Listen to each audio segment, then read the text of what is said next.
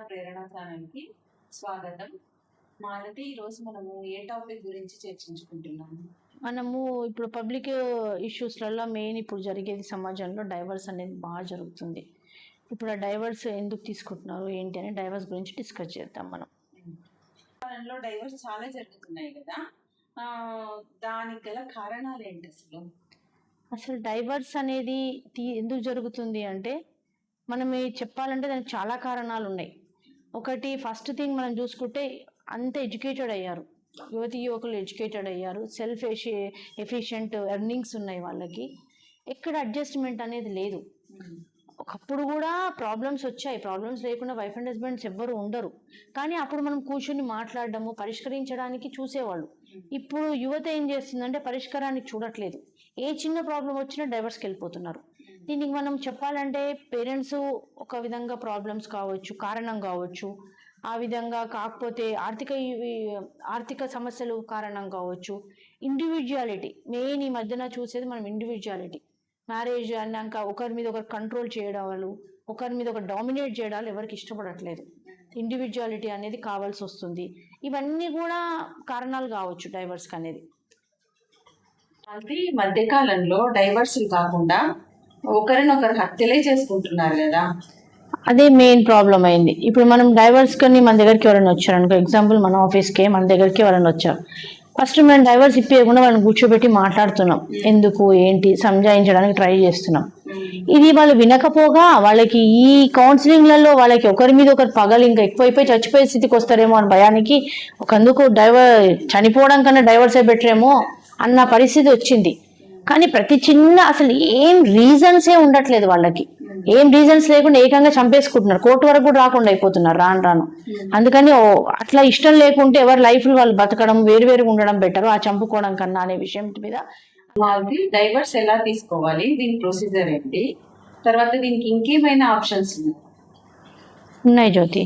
ఇప్పుడు డైవర్స్ అనేది ఇప్పుడు ఎవరైనా మన దగ్గరికి ఎగ్జాంపుల్ చెప్తున్నా, మన దగ్గరికి ఎవరైనా ఏదైనా ప్రాబ్లం అని ఇద్దరు భార్య భర్తలు వస్తారు, వచ్చి మాకు ఈ ప్రాబ్లం అంటారు. ఫస్ట్ మనం ఒక స్టార్టింగ్ కౌన్సిలింగ్ లాగా చెప్తాము, వాళ్ళు వినకపోతే సరే మీరు ఏంటి ప్రాబ్లము అంటే మా ఇద్దరికి పడట్లేదు లేకపోతే ఏదో అంటారు అని చెప్తూ ఉంటారు.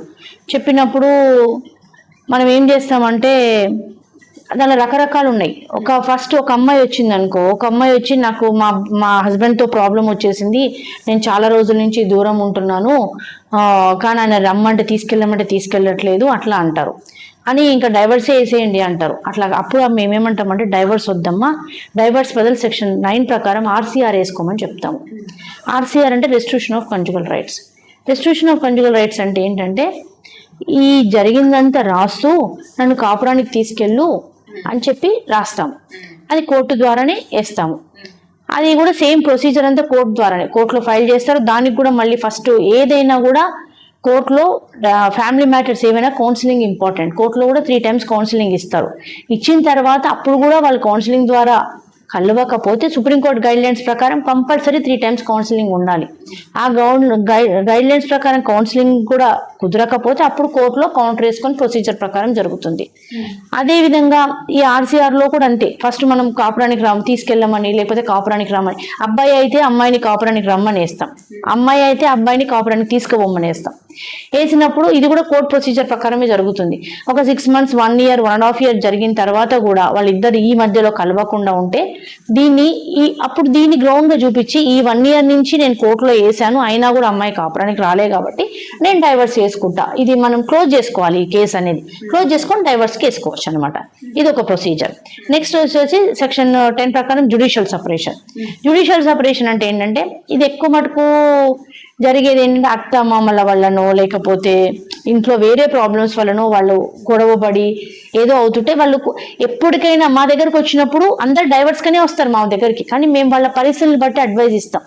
ఇప్పుడు ఏదన్నా ఇట్లా డైవర్స్ కాకుండా ఇట్లా వేరేది వేసుకుంటే కలవచ్చేమో అన్న అభిప్రాయంతో మేము ఎందుకమ్మా అప్పుడే డైవర్సు, ఒక పని చేయండి, మేము ఉండలేకపోతున్నామండి, ఆవేశంగా వచ్చేస్తారు వాళ్ళు, మేము ఉండలేకపోతున్నాము వాళ్ళతో, ఇట్లా మాకు ఇట్లా ప్రాబ్లమ్స్ అవుతున్నాయి అట్లా ప్రాబ్లమ్స్, అలాంటప్పుడు జ్యుడిషియల్ సపరేషన్ వేసుకోమంటాం. జ్యుడిషియల్ సపరేషన్ అంటే ఏంటంటే మేము ఇద్దరం కలిసి ఉండలేకపోతున్నాం కాబట్టి ఈ ప్రాబ్లమ్స్ అన్ని మనం మెన్షన్ చేస్తూ మా ఇద్దరికి కొన్ని రోజులు సపరేషన్ ఇవ్వండి, ఆ సపరేషన్ ప్రకారం వలన మేమిద్దరం కాస్త మళ్ళీ అర్థం చేసుకొని ఉంటామేమో అన్న ఇదితోనే మేము జ్యుడిషియల్ సపరేషన్ వేస్తాం. ఆ జ్యుడిషియల్ సపరేషన్ వేసినాక ఇది కూడా ప్రొసీజర్ సేమ్, మళ్ళీ కౌన్సిలింగ్ ఉంటుంది, ఎవిడెన్స్ ఉంటుంది, సేమ్ యాజ్ ఇట్ ఈస్ గా ప్రొసీజర్. ఈ టైంలో కూడా వాళ్ళు కలవకపోతే అప్పుడు మనం డైవర్స్ చేసుకోవచ్చు. ఇది ఒక ప్రొసీజర్. మాలతి, మనం ఇందాక డిస్కస్ చేసిన వాటిలో వీళ్ళు కలవలేదనుకో నెక్స్ట్ డైవర్స్ అయిన ఆప్షన్ అంతే కదా మరి. ఇప్పుడు మనము జ్యుడిషియల్ సపరేషన్ ఆర్సీఆర్ వేస్తున్నాము, దాంట్లో కూడా వాళ్ళు కలవలేదు, అలాంటప్పుడు మ్యూచువల్గా తీసుకోవచ్చు. లేదు అనుకుంటే ఒకరికి ఇష్టం ఉంటుంది డైవర్స్ తీసుకోవాలని, ఇంకొకరికి ఇష్టం ఉంటుంది డైవర్స్ తీసుకోవాలి. అలాంటప్పుడు ఇంకొకరి మీద సెక్షన్ 13(1)A కింద డైవర్స్ కంటెస్ట్ డైవర్స్ ఫైల్ చేయొచ్చు. ఫైల్ చేసినప్పుడు ఒక పార్టీ ఇంకొక పార్టీ మీద రీజన్స్ చూపించుకుంటూ డైవర్స్ ఫైల్ చేస్తారు. డైవర్స్ ఫైల్ చేసిన తర్వాత వాళ్ళు ఏమంటారంటే ఆటోమేటిక్గా నోటీసులు పోవడము, ఆ తర్వాత మళ్ళీ దాంట్లో కూడా 3 సార్లు కౌన్సిలింగ్ ఇవ్వడము, ఆ కౌన్సిలింగ్లో సెట్ అవ్వకపోతే మళ్ళీ కౌంటరు, ఇక as it is court proceedings ప్రకారం జరిగిపోతుంది. అలా కాకుండా 13B కింద మ్యూచువల్ డైవర్స్ చేసుకోవచ్చు. బోత్ పార్టీస్ ఇంట్రెస్ట్ చూపిస్తే వాళ్ళిద్దరు కలిసి, అప్పుడు ఏంటంటే 13(1)Aకి Bకి డిఫరెన్స్ ఏంటంటే 13(1)Aలో నీకు అలిగేషన్స్ ఉంటాయి. ఒక పార్టీ ఇంకో పార్టీ మీద, ఈ పార్టీ ఇప్పుడు సపోజ్ హస్బెండ్ వైఫ్ మీద వేస్తే, వైఫ్ ఇవన్నీ తప్పులు చేసింది, ఇలా చేసింది, ఈమె వల్ల నాకు ఈ ప్రాబ్లమ్స్ వచ్చినాయి, ఇవన్నీ చూపించాల్సి వస్తుంది. ఏంటి అనేది రీజన్ చూపించాల్సి వస్తుంది. డైవర్స్ అంటే ఊరికైనా డైవర్స్ కావాలంటే ఇయ్యరు కదా, రీజన్ చూపించాల్సి వస్తుంది.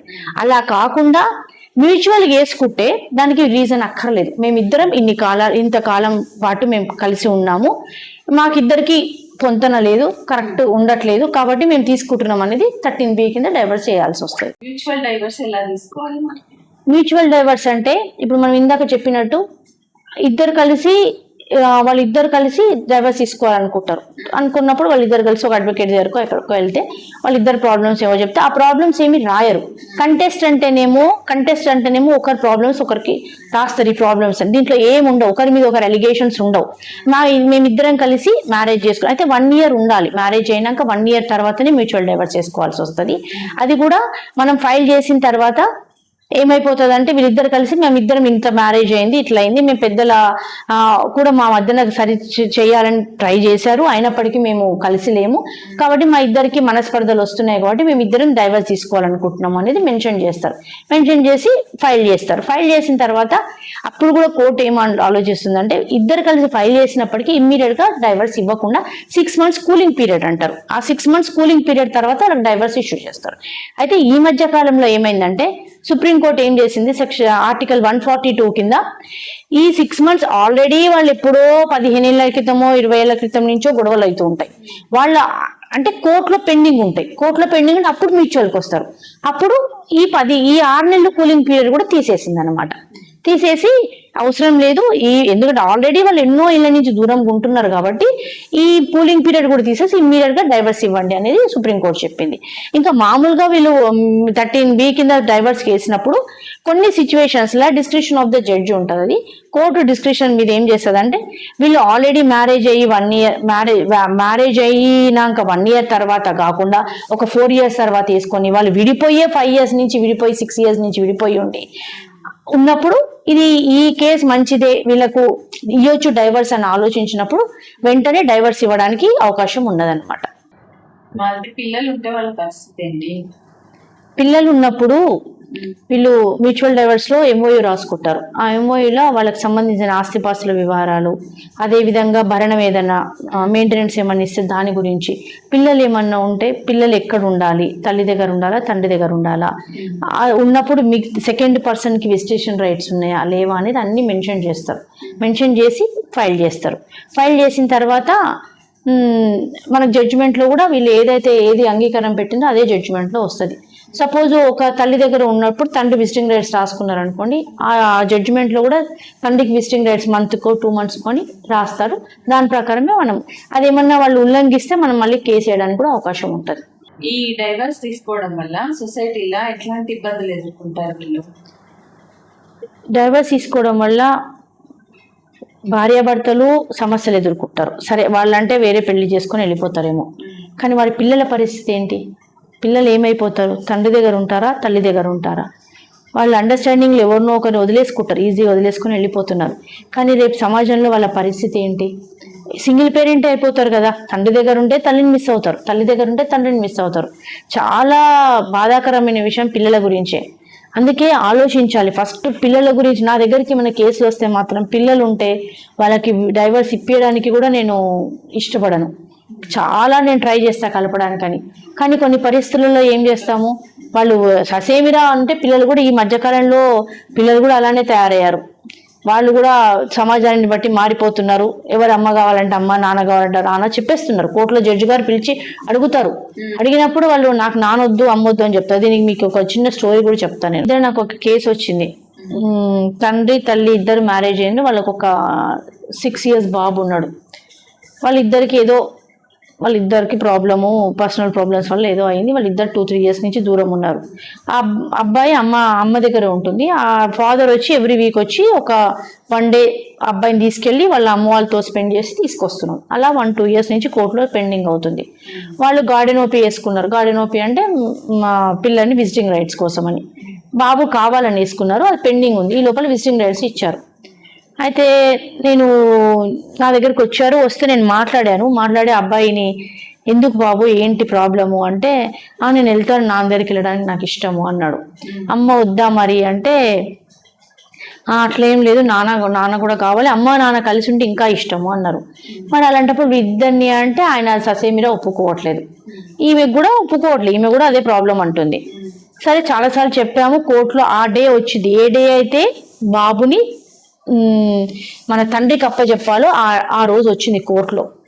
జడ్జి గారు ఏం చేశారంటే, మధ్యాహ్నం ముందు అంతా కాల్ వర్క్ ఉంటుంది. కాల్ వర్క్ అయిన తర్వాత ఆఫ్టర్ లంచ్ పిలుస్తానని చెప్పి పక్కన పెట్టారు. నేను అక్కడ కూర్చున్నాం, అందరం అడ్వకేట్స్ కూర్చున్నాం. ఆ తల్లి ఎంత ఏడుస్తుందంటే అసలు చాలా ఏడుస్తుంది. నేను వదిలి ఉండలేండ్రా అంటే అబ్బాయి విసుక్కుంటున్నాడు. అబ్బాయి జస్ట్ 7-8 years ఉంటాడేమో అంతే. ఎంత విసుక్కుంటున్నాడు అంటే, అమ్మ ఎందుకు నీకు అంత ఇష్టం ఉంటే నువ్వు కూడా రా కావాలంటే, నాన్న చెప్పినట్టు విని అడ్జస్ట్గా, అంతేగాని నువ్వు ఎందుకు ఏడుస్తున్నావు అని అంటున్నాడు.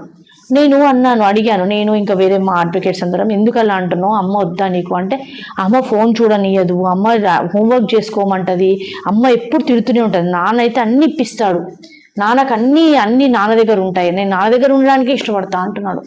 అది ఎంత ఇమ్మెచ్యూరిటీ అనుకోవచ్చు వాళ్ళను. ఇప్పుడు అమ్మలు అయితే తిడతారని చెప్పి నాన్న దగ్గర పోవడము, నాన్న స్ట్రిక్ట్ చేస్తున్నాడని అమ్మ దగ్గర ఉండడం, అంటే పరిస్థితులన్నీ వాళ్ళు అడ్వాంటేజ్ తీసుకుంటున్నారు. కానీ రేపు వాళ్ళ లైఫ్ ఏంటి? ఇలాంటి పిల్లలు రేపు మన సమాజానికి వీళ్ళే యువకులు అవుతారు. రేపు ఏమైపోతుంది? ఇది ఆలోచించాలి వాళ్ళు కొద్దిగా. మనం ఇలాంటి డైవర్స్ తగ్గించాలంటే ఎలాంటి చర్యలు తీసుకుంటే బాగుంటుంది? మనము తగ్గించాలంటే మన చేతిలో అయితే ఏం లేదు. మనం ఫస్ట్ మ్యారేజ్కి ముందే మనం చెప్పేది ఏంటంటే, మ్యారేజ్కి ముందే ఆలోచించుకోండి. ప్రాబ్లమ్స్ అయితే ఉంటాయి, ప్రాబ్లమ్స్ లేకుండా ఎక్కడ ఏది ఉండదు. ఆ ప్రాబ్లమ్స్ని అసలు ఫస్ట్ థింగ్ ఒక్కటి చెప్పాలంటే నేను ఏంటంటే, ప్రాబ్లమ్స్ వచ్చినప్పుడు దాన్ని ఎట్లా సాల్వ్ చేసుకోవాలనేది యువత ఆలోచించట్లేదు. ఎంతసేపు ఆ ప్రాబ్లమ్స్ వస్తున్నాయి కాబట్టి రిలేషన్ కట్ చేసుకోవాలని ఆలోచిస్తుంది. అలా కాకుండా సాల్వేషన్స్ టైప్ పోతే మనకు ఆ దిక్కున సాల్వ్ చేసుకోవడానికి మనం ఆలోచించి, నలుగురు పెద్ద మనుషులు లేకపోతే మానసిక వైద్యులు, అడ్వకేట్స్ ఎవరో కౌన్సిలింగ్ వాళ్ళ హెల్ప్ తీసుకొని ముందుకెళ్ళడానికి పోతే బాగుంటుంది. ఎందుకంటే నేను నా 27 ఏళ్ళ నా ఎక్స్పీరియన్స్లో డైవర్స్కి వచ్చిన వాళ్ళు ఒక్క 1% 2% జెన్యూన్ రీజన్ ఉంటుంది. మిగతా వాళ్ళకి ఏది ఉండదు. ఓన్లీ గొడవలు ఎందుకు అవుతున్నాయో తెలియదు. ఈగో ప్రాబ్లమ్స్ ఉంటాయి, లేదంటే నా మాట నువ్వు వినలేదని, లేకపోతే అనుమానాలు, అంత పిచ్చి రీజన్స్ తప్పితే మెయిన్ రీజన్స్ ఉండవు. అలా అయిపోతూ ఉంటే డైవర్స్ తీసుకొని వాళ్ళెక్కడో వీళ్ళెవరినో చేసుకుంటే ఆ పిల్లల పరిస్థితి ఏంటి, రేపు వీళ్ళు ఇచ్చే మెసేజ్ ఏంటి నెక్స్ట్ అనేది ఆలోచించాలి. దీనికి కూడా నేను చిన్న ఎగ్జాంపుల్ చెప్తాను. చెప్పనా? చిన్న ఎగ్జాంపుల్, మొన్న మా దగ్గరికి వచ్చారు. వాళ్ళు చిన్న పిల్లలు, ఏం కాదు, 28 years 29 years ఉంటారు. Both are software employees.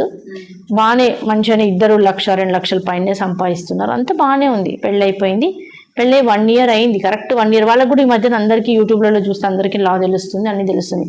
1 year దాకా ఆగారు. 1 year తర్వాత నా దగ్గరకు వచ్చింది అమ్మాయి, వచ్చేసి నాకు డైవర్స్ కావాలండి.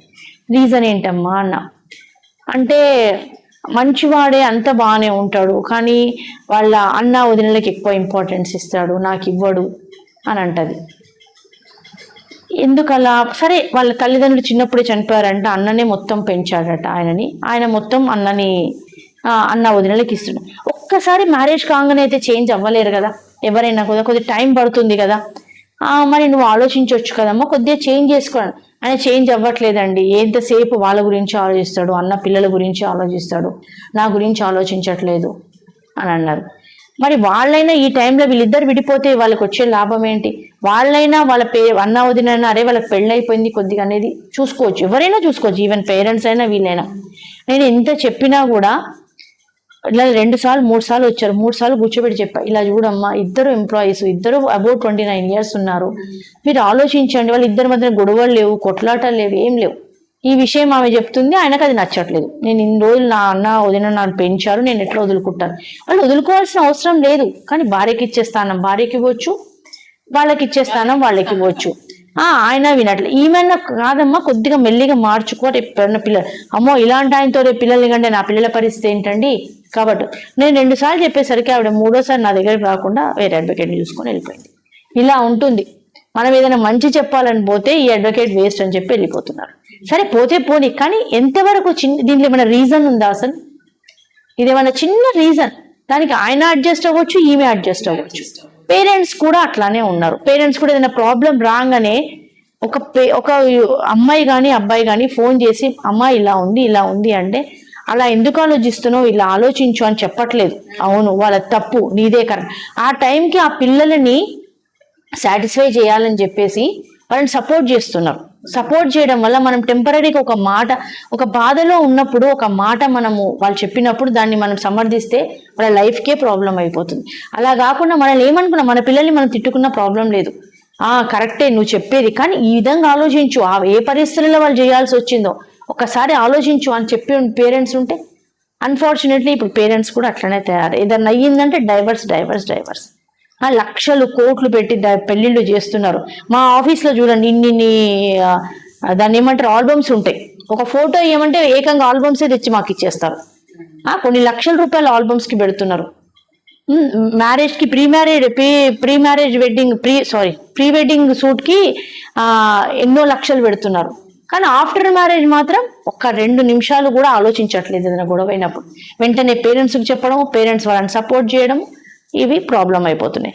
కాబట్టి ఇలాంటివి కాకుండా కొద్దిగా పేరెంట్స్ కూడా పిల్లలకి కౌన్సిలింగ్ ఇచ్చి ఏదన్నా ఉంటే ఇట్లా కాదు ఇట్లా అని చెప్పి, జెన్యూన్ రీజన్ ఉంటే నేను కాదనట్లే, జెన్యూన్ రీజన్ ఇంకా వీళ్ళతో బతకలేం మేము, మాకు చావే గతి అన్నప్పుడు వద్దు, చచ్చిపోకండి, దాని వల్ల డైవర్స్ తీసుకొని ఎవరు బతుకులు వాళ్ళు బతకండి.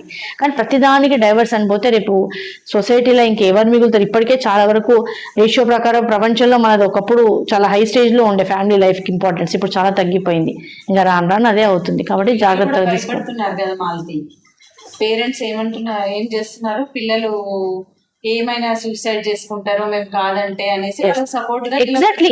కానీ అట్లా కాకుండా చెప్పాలి. ఇప్పుడు మన పిల్లలే కదా, మనం 26 ఏళ్ళు పెంచినప్పుడు వాళ్ళ మెంటాలిటీ మనకు తెలుసు కదా, కూర్చోబెట్టి మాట్లాడాలి, అసలు ప్రాబ్లం ఏంటి అని మాట్లాడి చేసుకుంటే కొంతవరకు పేరెంట్స్, మనం ఇంకొక ఎపిసోడ్లో అసలు పెళ్లిలో పేరెంట్స్ పాత్ర ఏంటి అనేది మాట్లాడదాం. అది ఇంపార్టెంట్. అసలు అది మాట్లాడినప్పుడు దీన్ని అరికట్టడానికి అవకాశాలు ఉంటాయి. Thank you. ఇలాంటి సామాజిక సమస్యల అవగాహన తేవడానికి, మీ దృష్టికి తేవడానికి, మాకు వచ్చిన కేసెస్ కానీ, మేము చూసిన సొసైటీలో మేము ఎదుర్కొన్న సమస్యలు కానీ మీ దృష్టికి తెచ్చి దాని పరిష్కారాలు కూడా తెలియజెప్పడానికి మా యొక్క ప్రయత్నం మేము చేస్తున్నాం. ఈ వనితా ప్రయత్నాన్ని ఫాలో అవ్వండి, సబ్స్క్రైబ్ చేయండి. ఈ ఆధునిక కాలంలో పిల్లల పెంపకంలో పేరెంట్స్ పాత్ర ఎలా ఉండాలంటే, ముఖ్యంగా మన కోసం పేరెంట్స్ వాళ్ళ కోసం వాళ్ళు బతుకుతూ పిల్లల కోసమే మొత్తం సమయం కేటాయిస్తే కానీ పిల్లలు ఒక కొలిక్కి రావట్లేదు, పూర్తిగా అర్థం చేసుకోవట్లేదు. కాబట్టి ఒక తల్లిదండ్రి అనేది ఒక మోడల్గా వాళ్ళకి మైండ్లో పడేట్టుగా పేరెంట్స్ పెంచాలి. ఇది మొట్టమొదటి పాయింట్ మాలది. నీ ఐడియా ప్రకారం ఏమంటావు? కరెక్ట్ నువ్వు చెప్పేది. ఇప్పుడు మనం రెగ్యులర్ లైఫ్లో చూస్తున్నాం కదా, పేరెంట్స్ బిజీగా ఉంటున్నారు, ఆఫీసెస్కి వెళ్ళి పిల్లలు వాళ్ళ స్కూల్స్కి వెళ్ళడము రావడము, ఆ తర్వాత టీనేజ్ వరకు కూడా పోకాలే. మనం ఏజ్ 6-7 years నుంచి చూస్తున్నాం. ఆ తర్వాత వాళ్ళకి మొబైల్ ఫోన్స్కి ఎక్కువ అలవాటు కావడము, వాళ్ళు ఏం చూస్తున్నారో దానికి ఎట్లా అట్రాక్ట్ అవుతున్నారో కూడా తెలియకుండా తెలియట్లేదు అసలు. అలాంటప్పుడు మనం ఏం చేయాలంటే పేరెంట్స్ కూడా మనం వర్క్ చేసుకున్నాక కూడా పిల్లలు వచ్చినాక వాళ్ళతో టైం స్పెండ్ చేయాలి. మెయిన్ వాళ్ళతో మార్నింగ్ నుంచి ఇది రెగ్యులర్ జీవితంలో మన అందరి జీవితంలో జరుగుతున్నవే. మార్నింగ్ నుంచి ఏం జరిగింది ఈరోజు స్కూల్లో ఏంటి అనేది ఒక 1 hour 2 hours టైం స్పెండ్ చేయాలి. మనం టైం స్పెండ్ చేయకపోతే పిల్లలు అప్పుడు వెనకటి కాలం లాగా అడగట్లే అమ్మ అమ్మ నాన్న అని అడగట్లే, వాళ్ళ బిజీలో వాళ్ళు ఉంటున్నారు. కాబట్టి 100% వాళ్ళు ఏం చేయాలంటే టైం స్పెండ్ చేసి ఈరోజు ఏం జరిగింది డే, ఈరోజు మార్నింగ్ నుంచి ఈవినింగ్ ఏమైంది, స్కూల్లో ఏమైంది, క్లాసులు ఏమైంది, ఇలాంటివన్నీ అడిగితేనే వాళ్ళు పిల్లలు చెప్పగలుగుతారు డైలీ. అదేవిధంగా ఇంకా చిన్న టిప్స్ ఏంటంటే పేరెంట్స్ కూడా చెప్పాలి. ఇప్పుడు మేమైతే అలానే చేస్తాము, మేము అడ్వైస్ కూడా అలానే ఇస్తాం, మేము అలా చేస్తాం. కూర్చొని ఈరోజు మార్నింగ్ నేను ఇక్కడ వెళ్ళాను, ఆఫీస్కి ఇలా అయింది అని చెప్పామనుకో ఆటోమేటిక్గా వాళ్ళు కూడా చెప్పడం మొదలవుతుంది. కానీ బ్యాడ్ లక్ ఏమైపోయిందంటే యువతి యువకుల తల్లిదండ్రులల్లా ఎవరి బిజీలు వాళ్ళకి అయిపోయినాయి. టైం స్పెండ్ చేయడానికి వాళ్ళకి అసలు టైమే ఉండట్లేదు, పిల్లలతో టైం స్పెండ్ చేయడానికి. కానీ అది చాలా ఇంపాక్ట్ పిల్లల మీద పడుతుంది. రేపు పిల్లలు వాళ్ళు ఏమైపోతారు పెద్దగా అయిపోయినాక, పేరెంట్స్తో ఒక సత్సంబంధాలు అనేవి ఉండకపోయేసరికి వాళ్ళు తీసుకునే ఓన్ డెసిషన్స్ తీసుకుంటారు. అందుకని కంపల్సరీ పేరెంట్స్ పిల్లలతో టైం స్పెండ్ చేయాలి, డైలీ చేయాలి. ఎంత బిజీ ఉన్నా సరే ఒక 1 hour అని టైం స్పెండ్ చేయాలి. ఖచ్చితంగా టైం స్పెండ్ చేయాల్సిందే, అయితేనే కానీ పిల్లలు మాట్లాడు. నేను ఒక చిన్న స్టోరీ, ఒక పిల్లోడు ఉన్నాడు అనమాట. అతడు నా దగ్గరకు వచ్చాడు. ఆ పిల్లోడు అంటే మీరైతేనేమో మీ అక్క వాళ్ళతో ఎంత మాట్లాడుతూ వాళ్ళవన్నీ వింటున్నారు. మా మదర్ ఏది వినదు, ఏమి చెయ్యదు, వెళ్ళిపోతుంది, నాకు టైం లేదని. ఇప్పుడున్న ఈ సమాజంలో పేరెంట్స్ ఏ విధంగా ఉంటున్నారు, పిల్లలతో టైం స్పెండ్ చేయట్లేదు. వాళ్ళు ఆఫీస్కి వెళ్తున్నారు, ఇంటికి వస్తున్నారు, వచ్చేసి పిల్లలతో టైం స్పెండ్ చేయలేకపోతున్నారు. వాళ్ళ పనులను బట్టో ఏ విధంగా కానీ పిల్లలతో టైం స్పెండ్ చేయలేకపోవడంతో వాళ్ళు లోన్లీగా ఫీల్ అవుతున్నారు. లోన్లీగా ఫీల్ అయ్యి వాళ్ళు పక్క వాళ్ళ ఎలా ఉంటున్నారు, వాళ్ళ పేరెంట్స్ ఎలా ఉంటున్నారు అనేది గమనిస్తున్నారు పిల్లలు. గమనించేసి ఆ పేరెంట్స్ వాళ్ళ పిల్లలతో చాలా అన్యోన్యంగా ఉండేసరికి అరే మా మదర్ కూడా ఇలా ఉంటే బాగుంటుంది అని ఒక ఇదికి వచ్చేసి వాళ్ళతో పక్కింటి వాళ్ళ ఉన్న ఆ పేరెంట్స్తోనే ఇంటరాక్ట్ అవుతున్నారు. ఆ పిల్లలు అయ్యేసి ఈ రకంగా అయిపోతున్నారు, వాళ్ళకి దగ్గర అవుతున్నారు, పేరెంట్స్కి దూరం అవుతున్నారు. కాబట్టి పేరెంట్స్ ఏం చేయాలి అంటే ఇంటికి రాగానే పిల్లలతో ఒక 1 hour టైం స్పెండ్ చేయాలి. వాళ్ళకి ఏం జరిగినావో అడగాలి. వాళ్ళకు మనసులో ఏముందో కూడా మనము తెలుసుకోగలిగే కెపాసిటీ మనకు పేరెంట్స్కి ఉంటుంది. కాబట్టి పిల్లల్ని అన్ని రకాలుగా వాళ్ళని ఏ రకంగా అయితే మోటివేట్ చేయాలో ఆ రకంగా మోటివేట్ చేస్తూ ఒక ఫ్రెండ్ లాగా మదరు ఫాదర్ ఇద్దరు ఉండాలి. వాళ్ళ ముందు పేరెంట్స్ ఇద్దరు అన్యోన్యంగా ఉంటూ వాళ్ళు పెద్దగైనాక కూడా మేము కూడా ఇలాగే ఉండాలి అని చిన్నప్పటి నుంచి వాళ్ళకి మైండ్లో వస్తుంది. పేరెంట్స్ ఇద్దరు వాళ్ళ ముందు పోట్లాడిండ్రు అనుకోండి, లోపల అన్యోన్యంగా ఉంటూ పిల్లల ముందు పోట్లాడిండ్రు అనుకోండి, వాళ్ళు అదే మైండ్లో పెట్టుకొని మేము కూడా ఇలాగే ఉండాలని పెద్దగైనాక వాళ్ళు కూడా అలాగే తయారవుతున్నారు. కాబట్టి పేరెంట్స్ ఎప్పుడూ కూడా పిల్లల ముందు చాలా అన్యోన్యంగా పేరెంట్స్ ఉండి పిల్లల్ని కూడా అదే ప్రేమతోని ఒక 1 hour స్పెండ్ చేసినా పర్వాలేదు, ప్రేమతో స్పెండ్ చేస్తే ఎంతో మంచిగా ఈరోజు భావితరాలకి యూత్ అనేది మంచిగా వస్తుందని నా అభిప్రాయం. ఎగ్జాక్ట్లీ, నువ్వు చెప్పింది చాలా కరెక్ట్. అదేవిధంగా ఈ మధ్యన నిత్య జీవితంలో మొబైల్ అనేది చాలా ముఖ్యమైన పాత్ర. ఆక్సిజన్ లేకుండా బతకగలుగుతారని మొబైల్ లేకుండా ఎవరు బతకట్లేదు. పేరెంట్స్ ఏం చేస్తున్నారంటే నా దగ్గర కూడా కౌన్సిలింగ్ వస్తున్నారు కాబట్టి పేరెంట్స్ ఏం చేస్తారు, అందరికీ ఇంట్లో ఎంతమంది ఉంటే అంతమంది మొబైల్స్ ఉంటుంది, అది కామన్. వాళ్ళు పాస్వర్డ్ పెట్టుకుంటున్నారు, పిల్లలు కూడా పాస్వర్డ్ పెట్టుకుంటున్నారు. నువ్వు వాళ్ళ దాంట్లో ఏముంది, ఒక చిన్న పిల్లలు ఉన్నారు, తర్వాత టీనేజ్ వాళ్ళు వస్తారు, ఎందుకు పాస్వర్డ్ పెట్టుకోవడం ఎందుకు అంత ఇంపార్టెంట్ ఏంటి? నువ్వు పాస్వర్డ్ లేకుండా నీ ఫోన్ అక్కడ పెట్టు, ఆటోమేటిక్గా మనం పిల్లల్ని అడగడానికి ఉంటుంది. నువ్వు పాస్వర్డ్ పెట్టకు. ఉన్న నలుగురు, ఇప్పుడు ఉండే నలుగురే మ్యాక్సిమం, 3-4 ఇంట్లో ఉండేది. అలాంటప్పుడు వీళ్ళు ఎందుకు పాస్వర్డ్ పెట్టుకొని సపరేట్గా పెట్టుకోవాలి? మనకి పిల్లలకి మార్గదర్శకం ఎవరో కాదు, పేరెంట్సే మార్గదర్శకం. వాళ్ళు పాస్వర్డ్ అసలు ఎందుకు పెట్టుకోవాలి? ఏముంటుంది వాళ్ళకి అంత సీక్రెట్ ఏముంటుంది? అలాంటప్పుడు ఆటోమేటిక్ పిల్లలు మేము చెప్తాము ఇగో నా దానికి పాస్వర్డ్ లేదు, ఉన్నా కూడా అందరికీ తెలుస్తుంది, ఇంట్లో ఫ్యామిలీ మెంబర్స్కి అందరికీ తెలుస్తుంది, నీ పాస్వర్డ్ కూడా చెప్పు. వాళ్ళు ఏ రోజైతే పేరెంట్స్ ఓపెన్గా పాస్వర్డ్ పెట్టుకున్నా కూడా పిల్లలకి వాళ్ళకి అందరికీ తెలిసి ఓపెన్గా అక్కడ పెడతారో అప్పుడు కూడా మనం చూపిస్తేనే వాళ్ళు మనకి ఫోన్ చూపిస్తారు. అంతా వాళ్ళు చేసే అన్ని పనులు కూడా ఫోన్లలో తెలిసిపోతుంది. మనం కూడా అడగడానికి రైట్ ఉంటుంది. నా ఫోన్ ముట్టకరా నువ్వు అంటే ఒక టీనేజ్ అబ్బాయి నా ఫోన్ కూడా నువ్వు ముట్టకంటారు పిల్లలు ఖచ్చితంగా. అందుకని మనము ప్రయారిటీ ఇవ్వాలి పిల్లలకి, అదేవిధంగా సీక్రెట్నెస్ పెట్టుకోవాలి, జాగ్రత్తగా ఉండాలి, సెక్యూరిటీ ఉండాలి. కానీ ఫ్యామిలీ విషయంలో మాత్రం మనది అనే ఒక ఫ్రీడమ్ వాళ్ళకి ఇస్తే టీనేజ్ పిల్లలు, మెయిన్ ఇప్పుడున్న టీనేజ్ పిల్లలు వాళ్ళు ఏం చేస్తున్నారో తెలియదు, బయట ఏమైపోతున్నది, లవ్ అఫేర్స్ ఇవి. ఒక లవ్ అఫేర్ నా అనుభవంలో నేను చెప్తున్నా, ఒక అమ్మాయి కానీ ఒక అబ్బాయి కానీ నేను ఈరోజు నాకు ఈయన ప్రపోజ్ చేసిండు అని వచ్చి పేరెంట్స్కి చెప్పారనుకోండి, దట్ ఈస్ మంచి పెంపకం అన్నట్టు. ఆ రోజు చెప్పగానే ఎవరు అని తిట్టకుండా ఎవరు ఏంటి ఎలా ఉన్నారు ఏంటని మెల్లిగా మాట్లాడి వాళ్ళకి మెల్లిగా చెప్పాలి, ఇలా ఉంటే ఇలా ఉంటుంది, అప్పుడు వాళ్ళు వింటారు. మనం పేరెంట్స్కి చెప్పడానికే భయపడుతున్న రోజులు ఉంటే వాళ్ళు ఓన్ డెసిషన్స్ వాళ్ళు తీసుకుంటారు. రేపు అన్నాడు ఇవన్నీ లీడ్స్ టు ఇంకా వేరే ప్రాబ్లమ్స్కి దారితీస్తుంది. కాబట్టి పేరెంట్స్ ఎప్పుడు కూడా పిల్లలతోని చిన్నగా ఉన్నప్పుడు ఒక గురువులాగా, తర్వాత ఒక ఫ్రెండ్ లాగా, తర్వాత ఒక మార్గదర్శకంగా ఉండడానికి ట్రై చేస్తే పిల్లలు కూడా మనల్ని చూసి పెరుగుతారు.